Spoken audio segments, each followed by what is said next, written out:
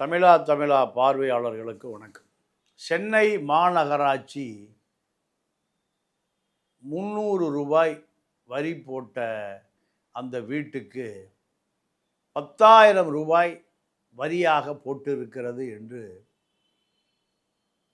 இந்த வரி உயர்வை கண்டித்து சென்னை நகரம் முழுக்க எங்கு திரும்பினாலும் பரபரப்பாக பேச்சாக இருக்கிறது. ஒரு இடத்தில் 3 மாடி கட்டியிருந்தால் 1000 சதுரடிக்கு வரி போட்டவர்கள் இப்பொழுது 3000 சதுரடிக்கு வரி போடுகிறார்கள். இந்த 1000 அடி வீட்டில் சதுரடி வீட்டில் 3 மாடி 4 மாடி கட்டியிருந்தால் 4 மாடிக்கும் 4000 சதுரடி வரி போட்டு விட்டார்கள் என்று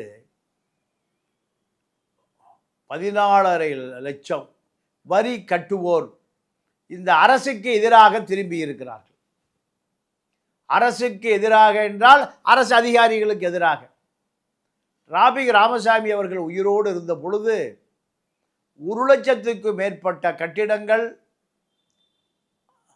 அரசு வரைபடத்தில் உள்ளதை விட பல மாடிகளை கட்டி உயர்த்தி இருக்கிறார்கள் என்று ஒரு வழக்கை சென்னை உயர்நீதிமன்றத்தில் போட்டு அதை இடிக்க சொல்லி ஒரு உத்தரவை வாங்கினார். ஆனால் அதிகாரிகளின் துணையோடு அதிகாரிகளுக்கு கையூட்டை கொடுத்துத்தான் இந்த 3 மாடி 4 மாடி சென்னை சில்க்ஸ், சரவணா, போத்தீஸ்,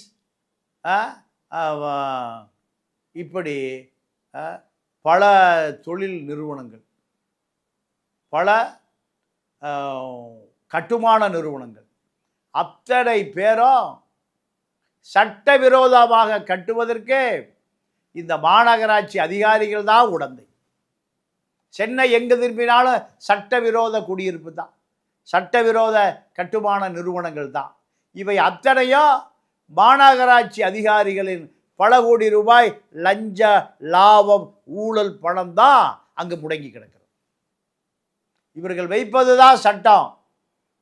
ஆனால் இவர்கள் திருடி தின்பதற்கு பொதுமக்களின் மீது வரியை சுமத்தி விடுகிறார். திமுக ஆட்சியில் 2000 கோடி ரூபாய் ஒப்பந்தக்காரர்களுக்கு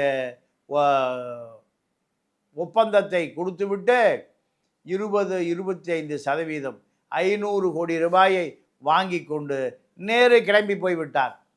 இப்பொழுது அந்த 2000 கோடி ரூபாய் ஒப்பந்தம் எடுத்த ஒப்பந்தக்காரர்கள் 500 கோடி ரூபாயை நேருவுக்கு இழந்துவிட்டு உங்களுக்கு 500 கோடி தருகிறோம், நீங்கள் எங்களுக்கு அந்த 2000 கோடி நிலுவைத் தொகையை கொடுங்கள் என்று ஒரு பேரம் நடந்து அதில் ககன் சீப் சிங் பேடி, மாநகராட்சி ஆணையாளர் சமீரான், அதே போல் அந்த துறையில் வருவாய்த்துறை உயர் அதிகாரி கிருபாகரன், சித்ரா விஜயன், இவருடைய சொத்து மதிப்பே 500 கோடி. கிருபாகரனை லோக் ஆயுக்தா மூலம் அவரை கைது செய்து விசாரித்தால் 500 கோடி ரூபாய் எடுக்கலாம். இது போன்றே 1000 அதிகாரிகள் இருக்கிறார்கள். 1000 அதிகாரிகளிடையும் ஏறக்குறைய 50,000 கோடி ரூபாய் இந்த 20 ஆண்டு காலம் 25 ஆண்டு காலத்தில் திருடப்பட்ட பட்டியலை நான் தருகிறேன். அவர்களிடம் 50,000 கோடி இருக்கு. கமிஷனர் உட்பட, கார்பரேஷனில் வேலை பார்த்த சமீரான் உட்பட, பிரகாஷ் உட்பட, கார்த்திகேய, வேலுமணி, நேரு. ஆனால் லோக் ஆயுக்தா தமிழ்நாட்டில் வரவிடாமல் இந்த திராவிட இயக்கம் செய்துவிட்டது. கர்நாடகாவிலே லோக் ஆயுக்தா இருக்கு. இங்கே உள்ளாட்சித்துறை அதிகாரிகள் திருடுவதை வழக்கு போட்டால் திமுக திருடியதை வழக்கு போட்டால் அதிமுக காப்பாற்றும், அதிமுக திருடியதை வழக்கு போட்டால் திமுக காப்பாற்றும். கிருபாகரனும் சித்ரா விஜயனும் மதுரை போனால் 4000 கோடி திருடுவார்கள், சென்னை வந்தால் ஒரு 4000 கோடி திருடுவார்கள். இதையெல்லாம் ஆளுங்கட்சி அமைச்சர், உள்ளாட்சித்துறை அமைச்சர், முதலமைச்சர் அலுவலக அதிகாரிகள் இவர்கள் துணையோடு தான் திருடப்படுகிறது. இப்பொழுது இந்த திருடப்படுகிற பணத்தை ஒப்பந்தக்காரர்கள் கொடுக்க வேண்டும். அப்படி கொடுத்து விட்டால் அந்த ஒப்பந்தக்காரனையே வைத்து 10 மடங்கு ஏற்றிய வரியை நாங்கள் கட்ட முடியாது என்று நீதிமன்றத்தில் ஒரு தடையாணை வாங்குவார்கள். அதற்கான நாடகம்தான் இது. சமீரான், கிருபாகரன், சித்ரா விஜயன் இப்படியான நபர்கள் கொள்ளையடிப்பதற்காகத்தான் நகராட்சி மாநகராட்சி நிர்வாகங்களே இயங்கி கொண்டிருக்கிறது. ஒவ்வொரு அதிகாரியும் பல நூறு கோடி கொள்ளையடித்திருக்கிறார்கள். பல பேரை நாம் தொடர்ந்து அம்பலப்படுத்தி கொண்டே வருகிறோம். அவர்கள் அதை சட்டையில் பட்ட தூசாக நினைக்கிறார்கள். காரணம், முதலமைச்சர் அலுவலகமே அவர்களுக்கு உதவி செய்கிறது. இப்பொழுது முதலமைச்சரே இந்த உள்ளாட்சித்துறையை நேரடியாக எடுத்திருக்கிறார். இப்படி நேரடியாக எடுத்து ராஜ்மோகனிடம் கொடுத்திருக்கிறார். ராஜ்மோகன் இதை முழுமையாக தெரிந்து கொள்வதற்குள் பல ஆயிரம் கோடி கொள்ளை போய்விடும். பல ஆயிரம் கோடியை கொள்ளையடிக்கக்கூடிய, கொள்ளை அடித்த, ருசி கண்ட இந்த நபர்களால் கண்டிப்பாக இது தடுத்து நிறுத்த முடியாது. இவர்கள் திருடுவதற்கே அப்பாவி மக்கள் 1000 சதுரடியில் வீடு கட்டியவன் 4000 சதுரடிக்கு வரி கட்ட வேண்டியிருக்கு. மேலே மகன் குடியிருப்பார், அதற்கு மேல் இன்னொரு மகள் குடியிருப்பார், அவர் குடும்பம் குடியிருக்கும். கீழ்தளத்தில் ஓய்வு பெற்ற அந்த அதிகாரி வாழ்நாள் முழுக்க உழைத்து கட்டிய அந்த வீட்டில் தரைதளத்தில் குடியிருப்பார். இனி 4 குடித்தனங்கள், 4 குடும்பங்கள் உழைத்து இந்த வீட்டுக்கு வரி கட்ட வேண்டியது இருக்கு. இது ஒரு அரச பயங்கரவாதம். அரசே சொந்த மக்களை வஞ்சிப்பது தான் அரச பயங்கரவாதம். இந்த சமீரானோ, கிருபாகரன், சித்ரா விஜயன், ககன்தீப் சிங் பேடி, நகராட்சி இயக்குனர், நகராட்சி நிர்வாகங்களை கொள்ளையடிப்பதற்காக இவர்கள் உருவாக்கி வைத்திருக்கிறார்கள். ஆகையால் இது முதலமைச்சர் உடனடியாக தலையிட வேண்டும். தலையிட்டு இவர்களிடமிருந்து இந்த சென்னை நகர மக்களை காப்பாற்ற வேண்டும். அப்படி காப்பாற்ற தவறினால் சென்னையில் நடக்கிற உள்ளாட்சி தேர்தலில் தாவேகா படுதோல்வி அடையும். 14.5 லட்சம் வீட்டு உரிமையாளர்கள் வரி கட்டுகிறார்கள். ஒரு வீட்டுக்கு 5 ஓட்டு உள்ளது.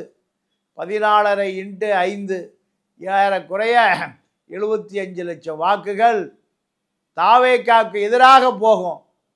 John Arokiasamy uncle, Vijay uncle 2 பேரும் இதை மிக தீவிரமாக இதை பரிசீலிக்க வேண்டும். இவர்கள் திருடுவதற்கு, திருடியதை பாதுகாப்பதற்கு இப்படி மக்களை போட்டு வதைக்கிறார்கள். 3500 கோடி ரூபாய் வருட வருமானம். இந்த 3500 கோடி ரூபாய் வருமானத்தில் 110-120 கோடி ரூபாய் சம்பளமாக போய்விடுகிறது. இந்த சம்பளம் போக மீதி வேலை நடக்கிறதா என்றால் ஒரு வேலையும் நடப்பதில்லை. மாதம் இப்படி வசூல் செய்கிற பணம் கொள்ளையடிக்கப்படுகிறது.